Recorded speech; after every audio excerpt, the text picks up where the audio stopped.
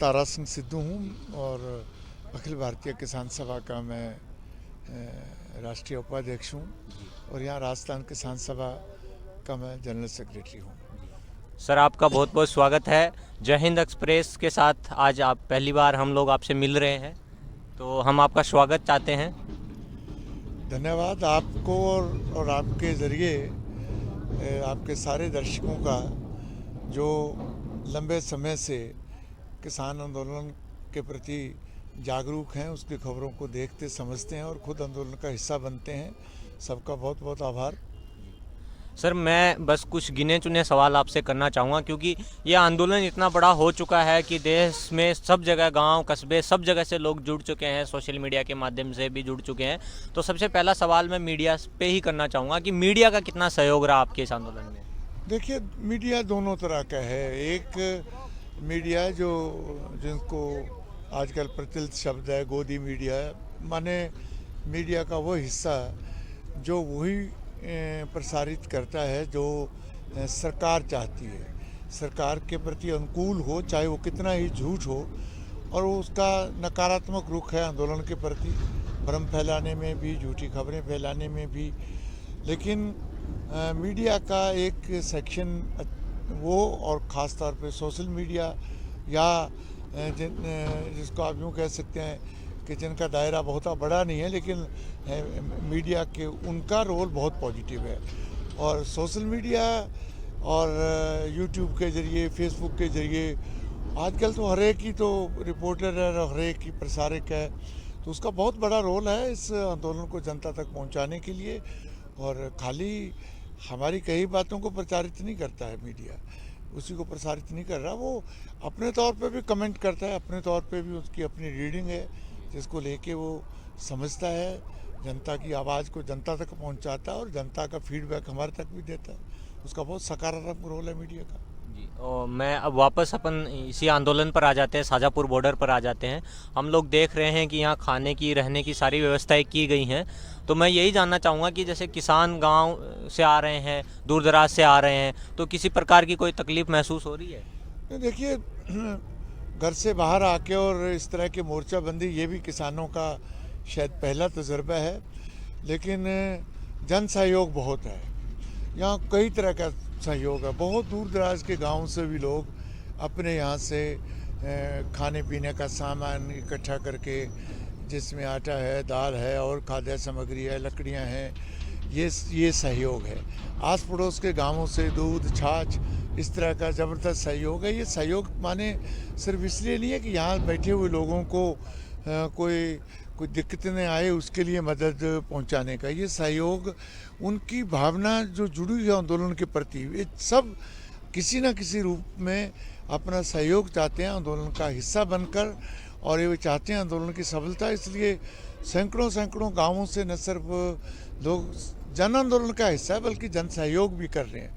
दूसरा, यहाँ के ऊपर ये लंगर की जो परंपरा है सिख धर्म के अंदर, लंगर, संगत, पंगत और लंगर की, उन लोगों की तरफ से 4 यहाँ पे लंगर शुरू से चल रहे हैं।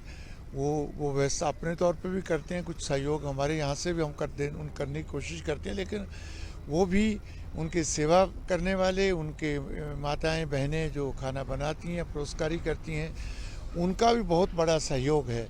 यहाँ बड़ी तादाद में लोगों ने, दूर दराज के लोगों ने, इवन पंजाब हरियाणा से, और सब लोगों ने यहाँ सहयोग दिया, आर्थिक सहयोग भी, कपड़े लत्ते में भी, तंबू टेंट में भी। वो कुल मिला के ये जनता के सहयोग से ही जनता का आंदोलन है। इसलिए हम जब बोलते हैं किसान आंदोलन, तो ये कहते हैं किसानों का जन आंदोलन है जो पूरे देश में फैल चुका है। और जैसे जनता और किसानों के बारे में तो आपने बताया कि भाई सब लोग सहयोग कर रहे हैं, अच्छा सहयोग कर रहे हैं। प्रशासन का कितना सहयोग मिल रहा है? नहीं, प्रशासन तो प्रशासन है। होता है ना कि आपको परेशान किया जाता है।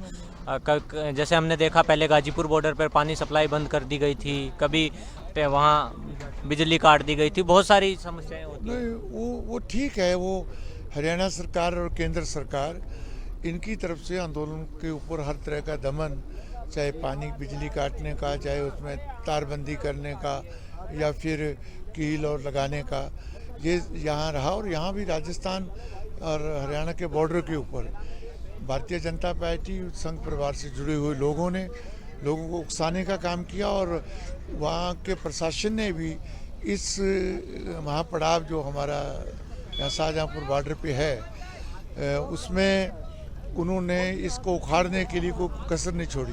लेकिन राजस्थान सरकार का या राजस्थान की पुलिस का व्यवस्था बनाए रखने तक तो सहयोग है। बाकी आंदोलन तो शांतिपूर्ण है। हमारी तरफ से भी प्रशासन से किसी तरह का यहाँ कोई कन्फ्रंटेशन नहीं है। रास्ते जाम हमारे घोषित हैं और जनता के बीच कैंपेन है, तो यहाँ इस तरह का कोई प्रशासन का हम पे दबाव नहीं है कि हम ये जगह को छोड़ें।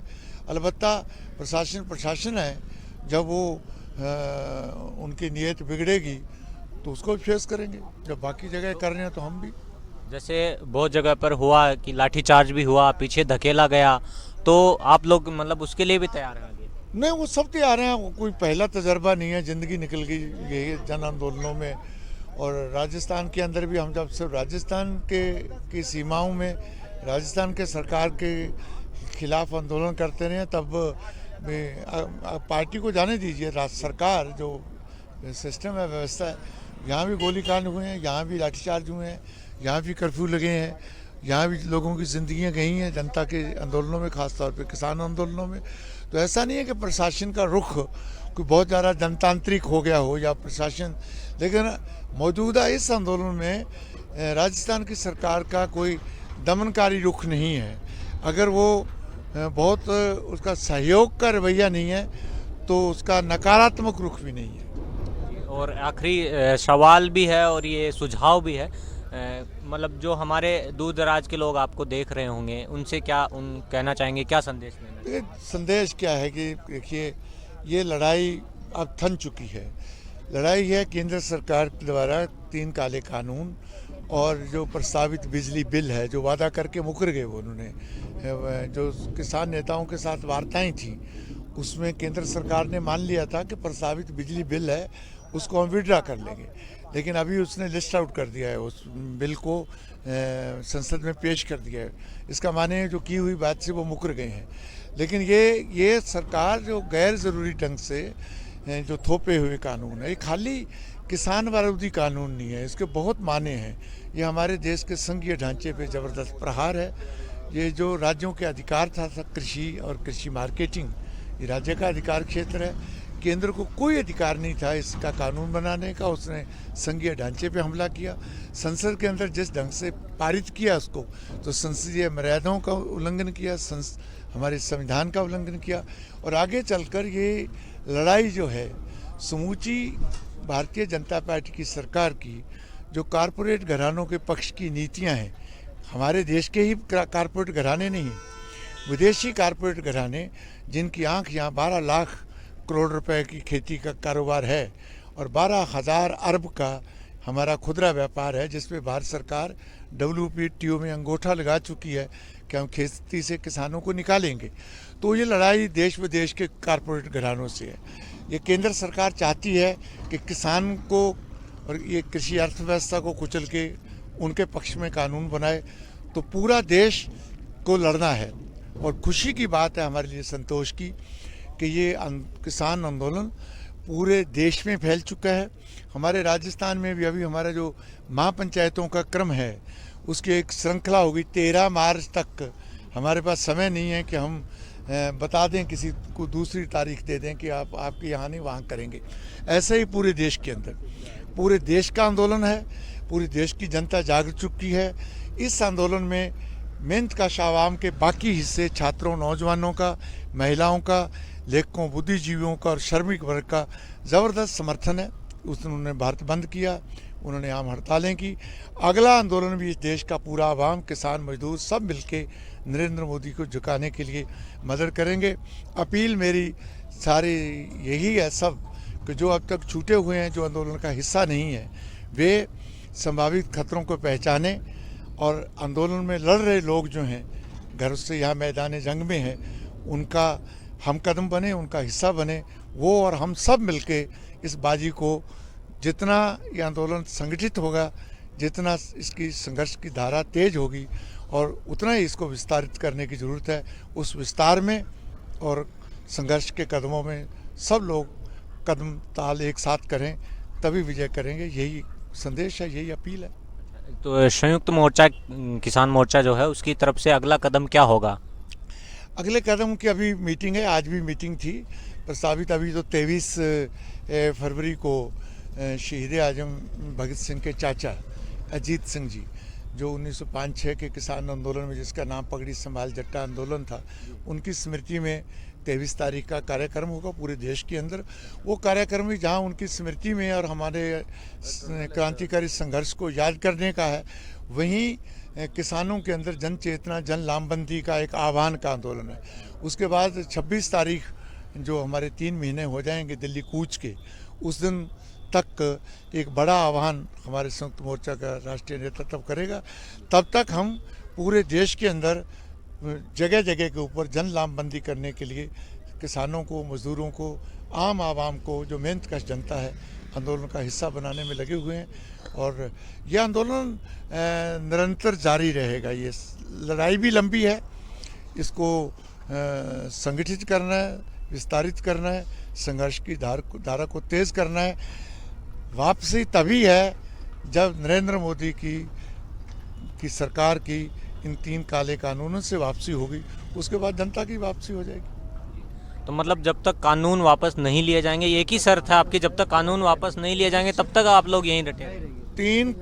3 काले कानून और प्रस्तावित बिजली वापस लेने की मांग है, लेकिन ये कानून एक सदे सब सदे, ये कानून पारित होने के माने हैं नरेंद्र मोदी की पार्टी की, सरकार की और पार्टी की वो राजनीति जो आर्थिक तौर पे बर्बाद करने वाली है, समाज को, देश को पीछे धकेलने वाली है, उन सब का इलाज भी इसी लड़ाई में है।